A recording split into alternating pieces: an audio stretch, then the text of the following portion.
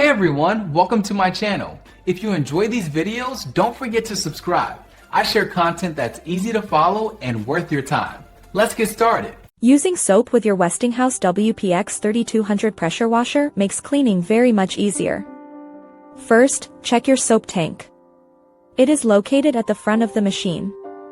Make sure you use detergent made specifically for pressure washers. Never use dish soap or bleach.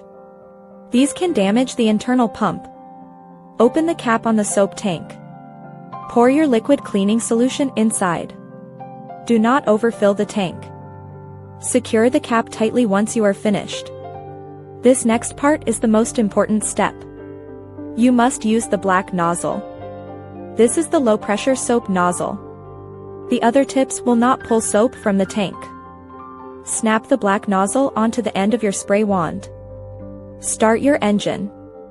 Point the wand at a safe area and pull the trigger. The soap will begin to flow through the line. Apply the soap from the bottom up. This technique prevents streaks on your surface. Let the soap sit for a few minutes. Do not let it dry on the surface. To rinse, turn off the engine. Swap the black nozzle for a high-pressure tip. The green or white tips work best for rinsing. Start the engine again. Spray the surface from the top down. This washes away all the dirt and grime. When you are done, flush the system.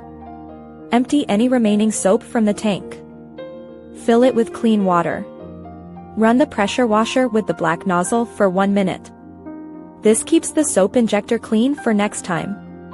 Always store your machine in a safe, dry place. Your outdoor cleaning project is now really complete. Thanks for watching. Please like and subscribe.